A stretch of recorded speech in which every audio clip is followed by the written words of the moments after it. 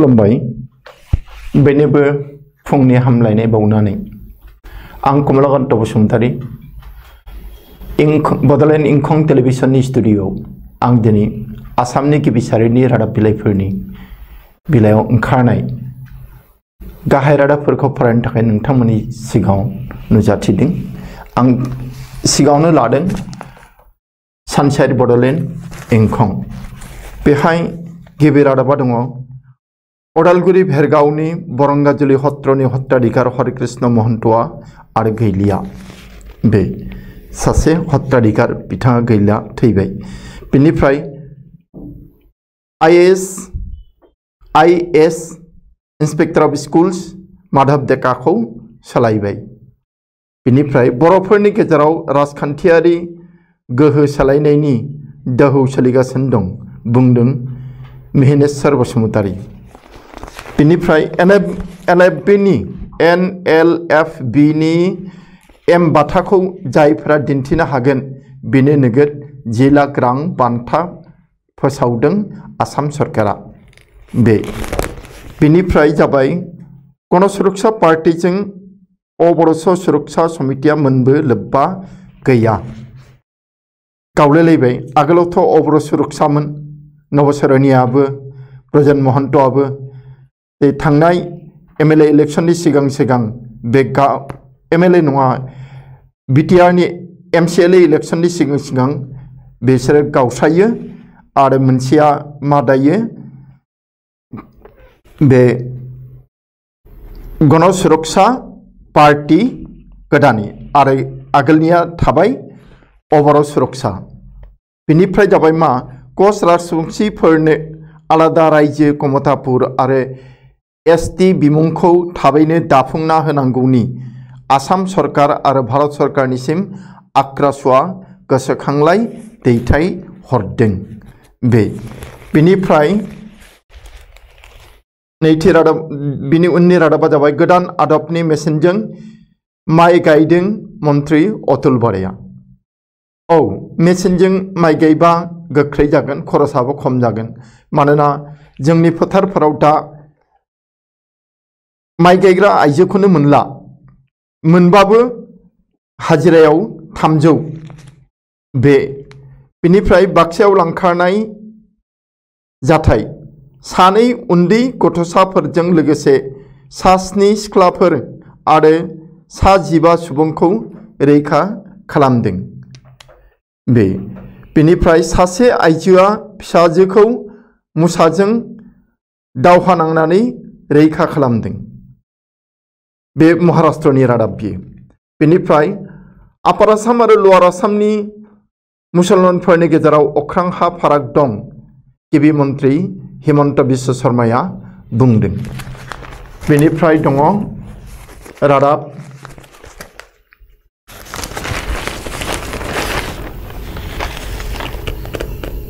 MLA करिमुद्दिन बरभुयानि बेरेखायै गुवाहाटी गोजौ बिजिरसालियाव पिआइएल होदों। बेखौ मैया मोनदोंमोन आरो दिनै बे पिआइएल होनायखौ मोनबाय। बिनिफ्राय जाबाय मोनसे रादाबा चेन्नाइ सुपार किंसआ सानराइज हायद्राबादखौ 7 उइकेटआव फेजेनो। बेखिनियावनो जोब्बाय इंखं रादाब बिलाइनिफ्राय गाहाय रादाबफोरा। बिनिफ्राय जोङो थांदिनि उननि रादाब बिलाइयाव, बे जाबाय अग्रदूत। बेहाय दङ मस्जिद ঈদগাহত সমবেত হ'ব পাৰিব 5 জন, ঘৰতে নামাজৰ আহ্বান। आसाम सरकार भारत सरकारा खावलायदों इस्लाम धोरोमनि मानसिफोरखौ जे गाबोन बुधबार खालि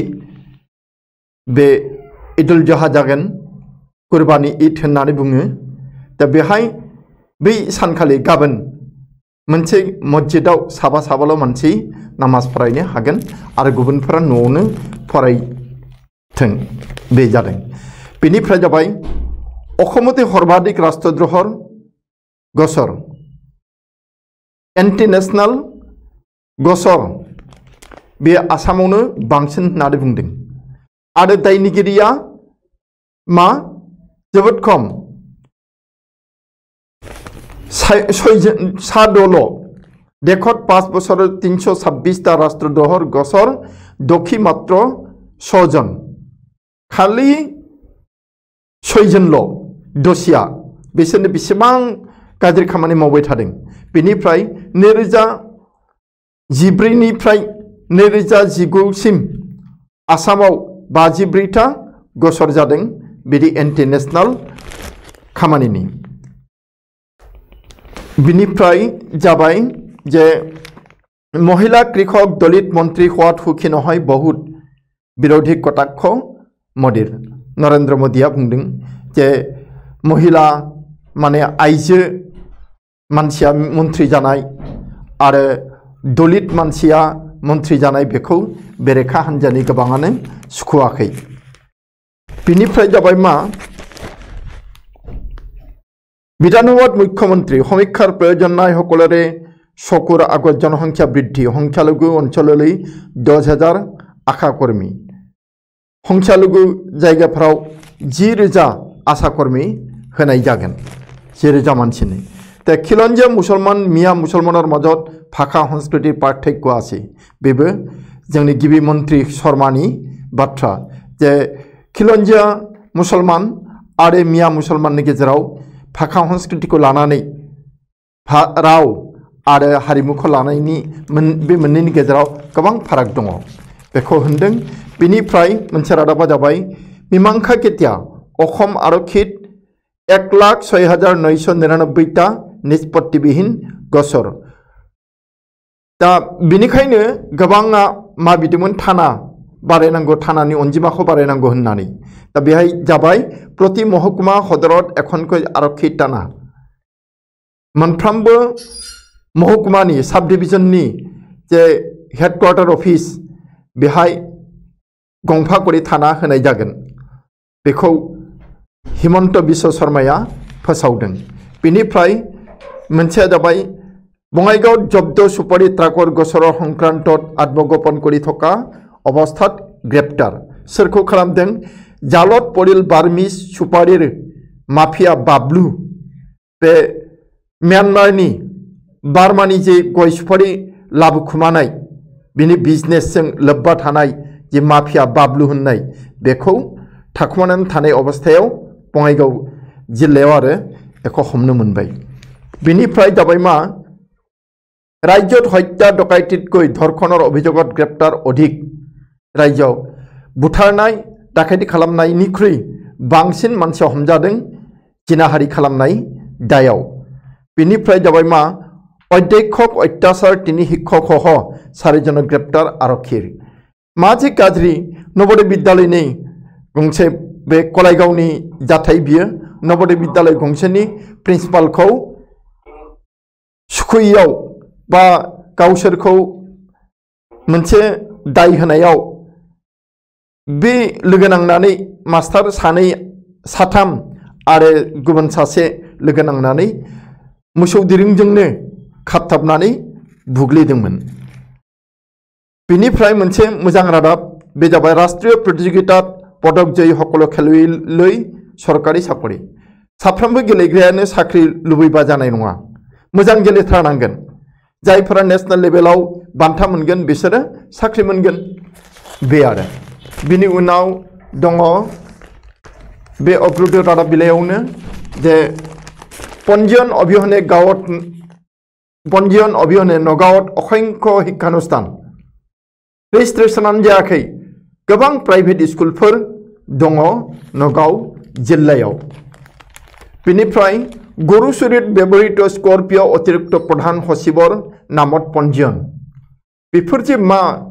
सोरबा पुलिसनि गारि सोरबा सेक्रेटारिनि गारि बेफोरजोंनो सिखाव खामानिखौ मावनो हायो लोब्बा दङ ना ड्राइभारल' लोब्बा बेखौ बुंसोनो हाला तदन्त खालामबासो मोनसिगोन बिनि उनाव दङ मोनसे रादाब पेगासास स्पाइवेरे केनेকৈ কৰিছিল চোৰাংচোৱাগিৰি बे पेगासास होननाया गोदान द्राय नङा बे आगोलनिफ्रायनो जोंल' बारा मिथियाखैमोन आरो बे रादाबखौ मिथिदों ओरैहाय द गार्डियन बातरि व्यापक चांचल्य मंत्री विरोधी नेता सांविधानिक व्यक्ति सांबादिक और तथ्य गोपने आहरण बे क्राइम ब्रांचनि बा क्राइमनि थाखाय मोनसे आइजें मबाइलनि खोथा खावनाय सोरनिबा माबाखौ हेक खालामनाय बेफोरो आरो बे पेगासास होननाय मोनसे जन्थर ओंखारदों दा गिलुबालुथार दा बिनि उनाव फैदों रादाबा जाबाय आस्था भोटत जयी नेपालर नवनिर्वाचित प्रधानमंत्री देउबा जुदियो ओलिया केपीएस ओलिया सुखुवाखैमोन अब्लाबो सुप्रीम कोर्टनि थोननायाव बिद्यादेवी भान्डारी नेपालनि हादोरगिरिया देउबा बाहादुर देउबाखौ नेपालनि गाहाय मन्त्री खालामनांगौ जादों आरो बियो दाखालि मैया माबा लाबाय नो कन्फिडेंस मोशन आरो बेहाय बिथाङा देरहानो हायो हाउसाव पार्लियामेन्टआव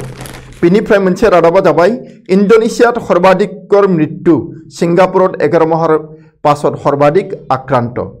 इन्डोनेशिया होननाय हादोराव कर'ना भाइरासाव गोबां थैबाय आरो सिंगापुराव 11 दाननि गेजेराव बांसिन जाबाय 11 मासावनो गोबां थैदों आरो बिनि आगोल इसिबां हयथ' थैयाखैमोन बेनिफ्राय मोनसे আফগানিস্তানত থকা ভাৰতীয় সম্পত্তি ধ্বংস কৰিবলৈ তালিবানক নিৰ্দেশ পাকিস্তানৰ मा मैया जे पाकिस्तान हादोरा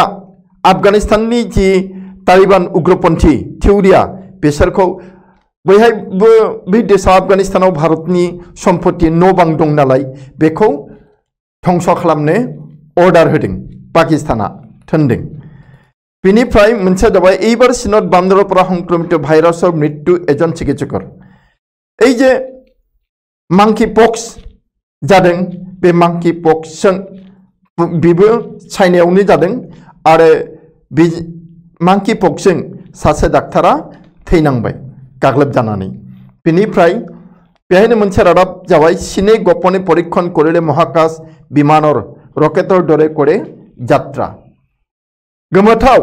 साइन्सआबो माबा चीन देशाबो साइन्सआव इसेबां आवगायबाय इसेबां सिगांलांबाय जे चीन देशा ओरैबायदि मोनसे आइजें बानायदों जे रकेट बादि बिरनो हानाय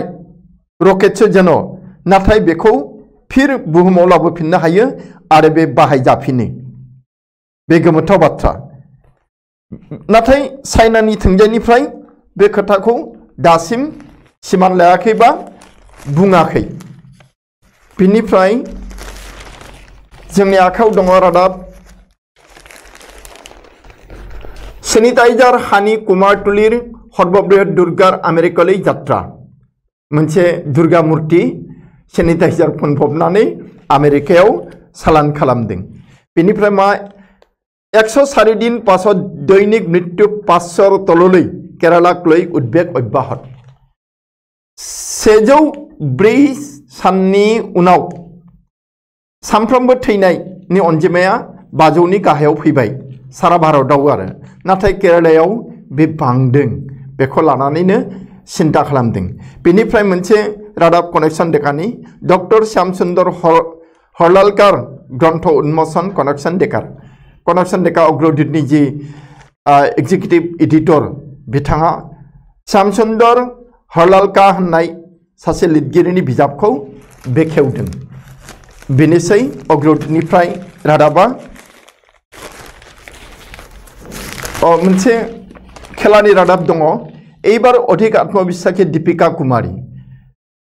कुमारी भारतनि बियो जाबाय आर्चार बोरला गावग्रा बेखौ देरहागोन होनदों आरो एबार खोब आसा बेनिफ्राय टकिअ अलिम्पिकर भिलेजत भारतीय खेलुवै घरुवा खाद्य टकिअ अलिम्पिकनि जी भिलेज माने गेलेग्राफोर थाग्रा बे जायगायाव भारतारिफोरनो गावनि न'नि जानाय आदार जगान हमनाय जादों बेनिफ्राय बुंदों निजर खेल पथारत भारतीय खेलुर अनुशीलन आरम्भ जे जोंनि भारतारि गेलेग्राफोरा दा प्रेक्टिस खालामनो लाबाय मैयानिफ्राय बे अग्रदूतनिफ्राय जोब्बाय बिनिफ्राय दङ जोंनि आखायाव प्रतिदिन रादाब बिलाइ बेहाय दङ दैनिक 30,000 सरां गरु बांलादेशखौल हरबरा सानसेयाव 30,000 बा मोखावनो गोनां 30,000 मोसौ भारतनिफ्राय आरो जरखायै आसाम आरो बेंगलनिफ्राय बे थाङो बांलादेशआव ईदुल आजहार कुर्बानीर बाबे बांलादेशत हाजु 1.19 कोटी पशुधन बेसेबां मोसौ दानथारनाय जागोन 1.19 कोटी मोसौ दानथारनाय जागोन गाबोन बेसेबां अनाखाना जागोन बेनिफ्राय जाबाय मा जनसंख्या नियन्त्रणक लय हदनत हरब मुख्यमंत्री सुबुं सानखो बेरफ्रुनायखौ होबथानायनि बेलायाव जोंनि गिबि मन्त्रि डक्टर हिमन्त बिश्व शर्माया माबायाव आयेन आफादाव बुंनो थांब्ला होसिख्रावदों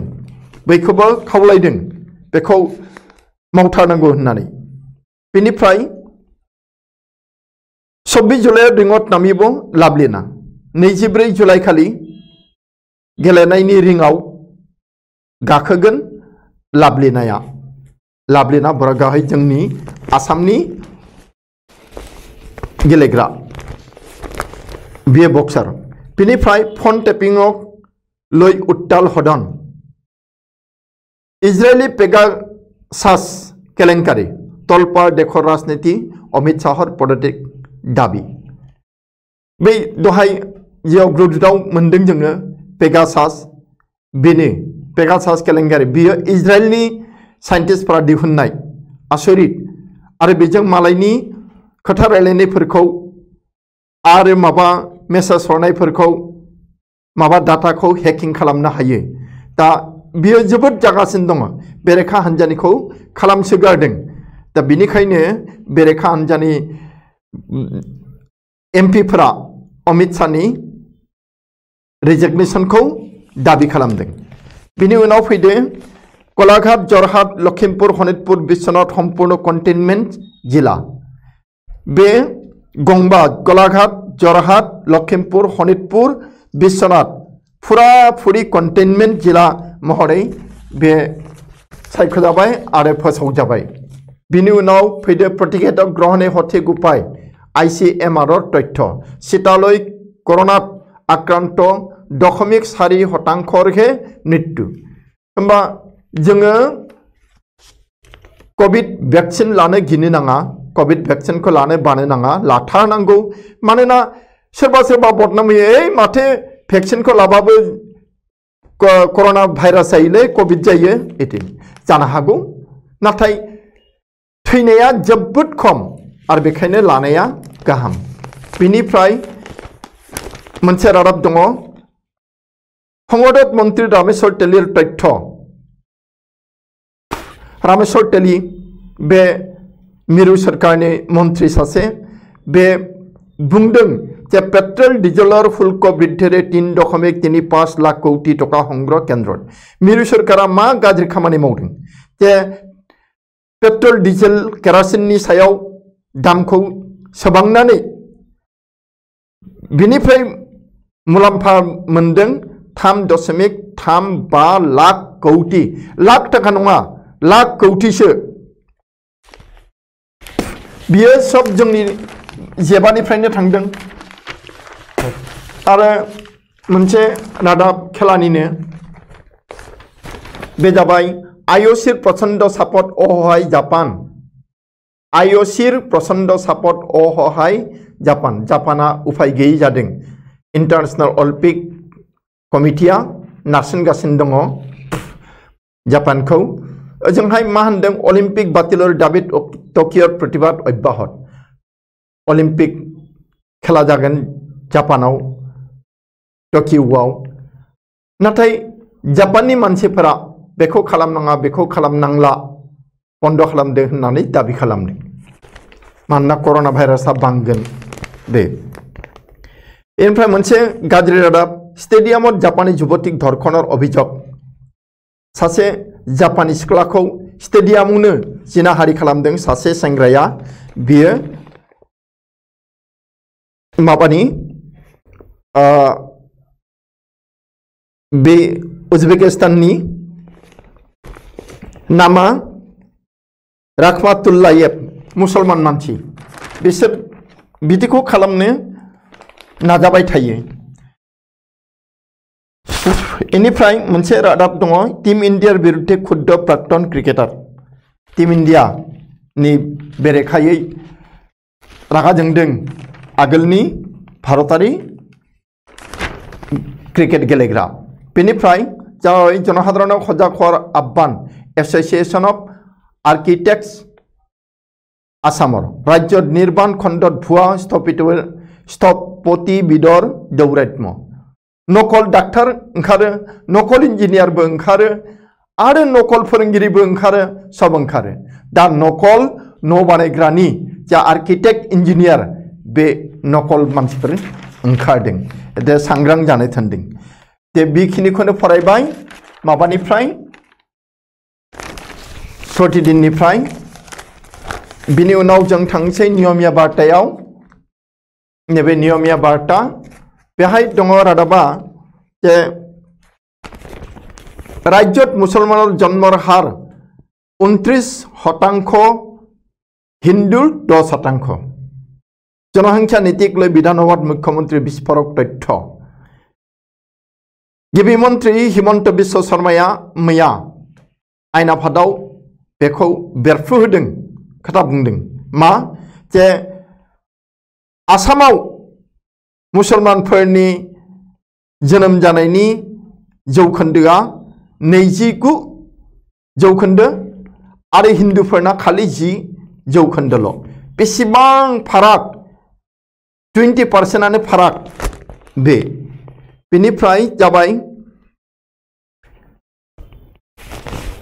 रादाबा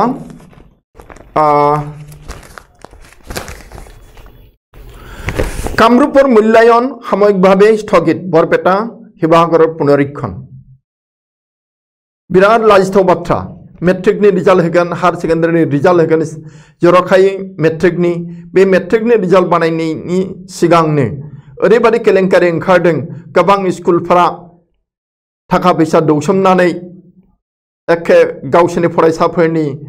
मार्क्सफोरखौ बारायनानै हरदों जाय फेल जानांगौ बेखौबो फार्स्ट डिविजनाव खालामनानै हरदों जाय सेकेन्ड डिविजन मोननांगौ बेखौ डिस्टिंक्शन मार्क्स हरदों दा बेखायनो कामरूप जिल्लानिखौ बन्द खालामनानै दोनदों नै दिनैनिफ्राय बरपेटा आरो शिवसागरनिखौ रिएक्जामिन खालामगोन बिनिफ्राय जाबाय मोनसे रादाब ते 60% पाठ्यक्रमेर स्नातक चूड़ान्त स्नातकोत्तर परीक्षा गुवाहाटी विश्वविद्यालयर निर्देशना गुवाहाटी बुहुमफरायसालिया नैबे बिथोनखौ हरदों जे 60 जौखोन्दो जि लेसन्स बा सिलेबास बेखौ फोजोबनानैनो बा बिनि सायावनो सेमिस्टारखौ फाथिनो 60% खालामनो हाबानो सेमिस्टारखौ फाथिनांगौ बे खोथाखौ बुंदों बेनिफ्राय मोनसे दङ तामुलपुरत उपनिर्वाचनक লৈ तत्पर प्रार्थित्व प्रत्याखी इउपिपिएल दलर प्रार्थित्व बिसारि मनोज गयारीर आवेदन तामुलपुराव जे गोदानै आरो माबा जाफिनगोन एमएलए इलेक्शन बाय इलेक्शन लेहरामा थैनायनि उनाव दा बे लांदां जादों बेहाय इउपिपिएल नि दोलोनिफ्राय टिकेट नागिरदों मनोज गयारी होननाय सोरबा सासेया बे थाबाय बिनि उनाव दा जोङो थांनोसै आमार अखम होननायनिफ्राय मोननैसो रादाब ते विकल्प मूल्यायन पद्धतिर चिन्ता चर्चा सेबार जोबोद दुखु नांबाय जोबोद लाजिनाय मोनबाय दा गोदानै बै मार्कशीट बानायनायखौ माने सोलायनो नागिरदों बा आदबखौ गोदान लानो नागिरदों 7 लाखथि शिक्षार्थी पनबन्दी बिनि थाखाय मा जादों दिनै 7 लाखनिबो बारा फरायसाफोरा बा आनजाद बिजाथिफोरा पनबन्दी बादि जानांदों दुखुनांथाव मास्टारफोराबो अफिसारफोराबो गाज्रि खामानि मावनायनि थाखाय दा फरायसाफोरा बिनि भुक्तभोगी जानांदों बेनिफ्राय दिसपुरर हेमाहित बिलम्ब जनजातिकरण संसदत मन्त्री संसदाव दिल्लीयाव मोनसे मन्त्रिया सासे मन्त्रिया बुंदों जे दिसपुरनि धिलामिनि थाखायनो गोहैलेनि थाखायनो 6 जनगोष्ठीखौ 6 जनगोष्ठीखौ जनजातिकरण खालामनाय एसटी खालामनाय खामानिया गोहैले जादों इदि होननानै बुंदों आरो माने दासिम जाफुङाखै बेनिफ्राय दहायनो बुंखादों बे नवोदयनि प्रिन्सिपाल सासेखौ बुनाया बे कलाइगावआव अध्यक्षक गसत बान्धि मारधर सारि शिक्षक धृत ते खामानि मावनो बायो समय मथे स्कुलाव नुजाहैया ओमफ्राय फोरोंनो बायो थाब ओंखारबोयो स्कुलनिफ्राय बेफोरखौ बखिनायाव प्रिन्सिपाला दाय जाबाय आरो सासपेनसननि बेबस्था लानायाव रागा जोंनानै बेखौ मोसौ दिरुंजों खानानै बुबाय आरो मा होननाय मानसिया एसेबां अन्याय थायो बेनिफ्राय जों दाना थांदिनि दा सेन्टिनेल रादाब बिलाइयाव बेहाय दङ मोनसे जे hospitals have become large industries supreme court एखे सैथो खोथा सुप्रिम कोर्टआ नोजोर होगासिनो दङ जे सोरखारफोरा मिरु सोरखार बेनिफ्राय हादोरसायारि सोरखारफोरा गावसिनि कोविड हस्पिटालनि अनगायैबो कोविड बेमारिफोरखौ चिकित्सा खालामनो थाखाय खाबु होदों माबाफोरनो प्राइवेट हस्पिटालफोरनो आरो बिसोरो जेराव 5,000 जानांगौ बेहाय 12-13,000 बारा लादों 50 नङा 100% बांसिन चार्ज खालामदों बेखौ सुप्रिम कोर्टआ सुखुवाखै दा बेखौ नायबिजिरगोन होननानै बुंदों hospitals have become large industries now based on human distress and we cannot let them prosper at the cost of lives supreme कोर्टआ बुङो बिसोरखौ हस्पिटालनि बिगोमाफोरखौ बिदियै उदांस्रि बा हगारसारनो जानाय नङा बिसोरनि सायाव राहा बेबस्था लानांगोन साजानि बा होबथानायनि बेखिनियानोसै मोजां रादाब बियो एख' मावथारनांगौ बेनिफ्राय जों दा थांसै बांला रादाब बिलाइ बे जाबाय जुग संख बेहाय आसामनि गिबि मन्त्रि हिमन्त बिश्व शर्मा बुंनाय खोथाजोंनो जुरिदों असमै 2 असम मुस्लिमদের दारिद्रता आमी देखेছি आसामावनो मोननै आसाम रादाब बिलाइनि भितरखौ फरायबा जों बेखौ मोनथिनो हागोन मा बुंदों ओमफ्राय बुंदों मा मुस्लिमদের दारिद्रता आमी देखेছি मुस्लिमफोरनि गेजेरावनो गोबां गोरिब दङ बे गोरिबखौ हिमन्त बिश्व शर्माया नुदों होननानै बुंदों नुवाखै नङा नुदों नायदों बे बेनिफ्राय 27 জেলায় সন্ধ্যা 5টা থেকে কারফিউ 5 জেলা কন্টেইনমেন্ট জোন ঘরেই পড়ুন ঈদের নামাজ গাইডলাইনে করার নির্দেশ স্বাস্থ্যমন্ত্রী जोंनि स्वास्थ्य मंत्री केशव महन्तआ माने 27 खान 27 जिल्लायाव 5टासिम मोनाबिलिनि 5 बाजिसिम कारफिउ आरो गंबा जिल्लायाव फुराफुरि कन्टेनमेन्ट जोन बेखायनो मुस्लिम धोरोमारिफोरखौ गावनि न'आवनो नामाज फरायनो खावलायदों बेनिफ्राय मोनसे रादाब निशित इस्युते उत्ताल संसद निशित मिरु सरकारनि सासे मन्त्रि बेखौ बांलादेशी होननानै बुंगासिनो दङ अजद खालामगासिनो दङ बेखौ होखारनांगौ होननानैबो बुंदों दा मैया पार्लियामेन्टआव बिराद होसिख्रावलायनाय जादों बेनिफ्राय आरोबाव मेट्रिक रिजाल्टनि बाथ्रा माध्यमिक रिजाल्टे व्यापक केलेंकारि काछारी 92 स्कुलर सन्देहजनक प्रतिवेदन काछारनि 92 स्कुलनि बिबानगिरिफोरा हेडमास्टार प्रिन्सिपालफोरा जा मार्कशीट हरनाय बियो जोबोद सन्देह खालामथावथाव एसेबां नम्बर मोननाङा जायो 25 मोननांगौ बेखौ 50 खालामनानै होदों बे रोखोमनि जनसंख्या रोधे मुस्लिमদের शिक्षा बाल्य विवाह रोधेर दाबी बिरोधीर ते बिरोधी हान्जानि एमएलएफोरा दाबी खालामदों जे सुबुं बेरफ्रुनायखौ होबथानो थाखाय मुस्लिमफोरनो शिक्षा सोलोंथाइ होनांगौ आरो मा उन्दैयाव हाबा खालामनायखौ बन्द खालामनांगौ बे खोथाखौ बुंदों ते माबानिफ्राय जुग संघनिफ्रायबो रादाबखौ बेखिनिखौनो फरायबाय दानिया अखमिया खबराव दङ जे 31 जुलाइर पूर्वे मेट्रिकर फलाफल घोषणा কৰিবলৈ हाजु सेवा प्रक्रिया प्राय चूड़ान्त फोथायनोनो हायाखै 31 जुलाइनि सिगां जे सेवाया मेट्रिक आनजादनि रिजाल्टखौ होनो हागोन नैबेदि केलेंकारियाव बेखौ फोथायनो हाया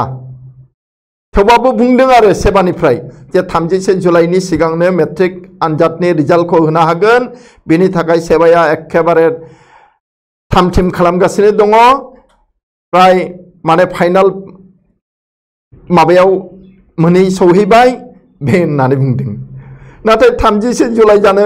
बेसे दंबावो दिनै 20 जुलाइ 10 दिनल'सै हास्लाबगोन दा बि बेनिफ्राय मोनसे रादाबा जाबाय खेतित मिहलुआ बिपान करि श सरेर करण मृत्यु आक्राন্ত बहु ছাগলীয় आबादारिफोरा बरपेटानि रादाब बियो बरपेटानि रादाब बेखौ बुंदों जे आबादारिफोरा गावसोरनि आबादथिलियाव बे पेस्टिसाइड माबा साइड उइडिसाइड बेफोर मुलिखौ होदों आरो एम्फौ एनलाफोरा बेफोरखौ जानानै थैदों बिनि अनगायैबो दाउफोराबो थैदों आरो बोरमायाबो बेखौ जानानै थैदों माखासे मानि बोरमा बेनिफ्राय मोनसे जाबाय बरपेटा मेडिकल कलेजत 1 घन्टा थाकिले देखिब मुसलमान जनसंख्यार बिस्फोरण जेने गिबि मन्त्री हिमन्त बिश्व शर्माया बुंदों जे बरपेटा मेडिकल कलेजाव घन्टासे थाबानो नुनो मोनो मिथिनो हायो हमनो हायो जे मुसलमानफोरनि सुबुं सानखोआ बेसेबां बारा बांदों सुबुं सानखो बेरफ्रुनाय बेनिफ्रायनो हमनो हायो बेनिफ्राय बुंदों 10,000 महिलाय नियन्त्रण करिब सरांचलर जनसंख्या गिबि मन्त्रिया फिर बुंबावबाय जे 10,000 महिलाया 10,000 आइजोफोरा बेखौ बे सुबुं सानखो बेरफ्रुनायखौ होबथानो हायो सर ओनसोलाव बे 10,000 आइजोफोरा जुदि फेमिलि प्लेनिं खालामबानो बे जाफुंगोन आरो बे सैथो खोथाबो बेनिफ्राय फैबाय এইখন सरकारेर दिनत খিলঞ্জিয়ার आधिपत्य थाकिबय बेखौ पीयूष हाजरिकाया बुंदों जे बीजेपीनि बे सरकार थानाय समाव आसामाव খিলঞ্জিয়াनि आधिपत्यआ थागोन খিলঞ্জিয়া थागिबि मानसिफोरनि जि आधिपत्य बा लिडारशिप बे थागोनानो बेनिफ्राय मोनसे रादाब होनदों तरुण गगৈ सर्बानन्द सनवालर नासिल कोनो कमन सेन्स बदरुद्दीन आजमला बे खोथाखौ बुंदों मानो बुंदोंथाय बे बुजिसनो हाला तरुण गगৈ आरो सर्बानन्द सनवाला कमन सेन्सआनो गैयामोननो होननानै एसेबां गिदिर खोथा बुंदों सोंखारिनानै बेहाय बे रादाबजोंनो दंफायो अखिल गगৈ हदन थिय हई केवल सियरिबहे जाने सिराजुद्दीन आजमल बिनि फंबाय बदरुद्दीन आजमलनि फंबाय सिराजुद्दीन आजमला बुंलायबाय जे बेयो सिराजुद्दीन आजमला आसामनि एमएलए आरो बदरुद्दीन आजमला एमपि जे सिराजुद्दीन आजमला बुंबाय जे अखिल गगैया सिख्रावनोल'सो रोंगौ बेनिफ्राय जोबोद गाज्रि मुगैथाव आरो लाजिथाव रादाब बे जाबाय 72 বছৰীয়া কুলাঙ্গার নামঘৰীয়াই বলাৎকাৰ কৰিলে 11 বছৰীয়া কিশোৰীক बेखि खोनासंथावो बेखि खालामथावो 72 बोसोरनि सासे दुथां एबा धोरोमारि बावसो बियो 11 बोसोरनि सासे आइजोखौ हिनजावसाखौ जिनाहारि खालामो नोंथांमोना रादाबनि सिंनिखौ फरायबा मोजाङै मिथिनो हागोन बेनिफ्राय बेहाय रादाब दङ मोनसे जे जामुगुरि हाटत कोविड महामारीर भयंकर रूप जामुगुरि हाटआव कोविडा जोबोद बांदों दिनैनि जे रादाब फरायनाय बे जाबाय दानिया जोबथा रादाब बिलाइ दैनिक असम बेहाय दङ विधायक शर्मान आली प्रस्तावर सन्मति मुख्यमंत्री शर्मान आली एमएलए जा थांखि दैखांदों बेहाय गिबि मन्त्रि गैया खर थिखं खालामदों संख्यालुगर जन्म नियन्त्रणर दाबि से संख्यालुगोफोरनि जि जोनोम होनाय हार बेखौ दबथायनायाव बिनिफ्राय मोनसे रादाब बेबो आरोबाव पेगासासनि बेहाय अभियन्दिर बलि राहुल प्रशांत किशोर मंत्री वैष्णव सोर सोर बे पेगासासनि जेयाव गोग्लैदों राहुल गांधी गोग्लैदों प्रशांत किशोर गोग्लैदों आरो वैष्णव होननाय मन्थ्रिया गोग्लैदों आरो गुबुनफोराबो गोग्लैबावदों गगोर बिरुद्धे निर्यातन अभियोग तला महिलाओं आसिल लक्ष्य पेगासास प्रोजेक्ट प्रतिवेदन प्राक्तन मुख्य न्यायाधीशर नामो मा होनबावनो ते दायनिगिरिथ' नंखाया गगै रंजन गगैया थेवबो बिदि खैसारियाव गोग्लैदों बेनिफ्राय दाम बृद्धि बावपन्थी प्रतिबाद लेफ्टिस्टफोरा बावपन्थीफोरा बेसादनि दाम बांनायनि बेरेखायै होसिख्रावदों बिनिफ्राय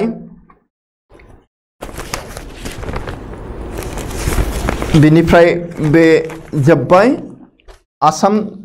ट्रिब्यूननिफ्राय बिदि गैलिया दे बेखायनो दिनैनि जे रादाब बिलाइ फरायनाय रादाब बिलाइनिफ्राय गाहाय रादाबफोरखौ फरायनाय एखेखिनियावनो फोजोबबाय जोबथारनायाव आं नोंथांमोननो आरोबाव आंनि गोरबो सिंनि मोजां मोननाय खुलुमनाय आरो गोजोननायखौ बावनानै एसेयावनो फोजोबबाय गोजोन्थों।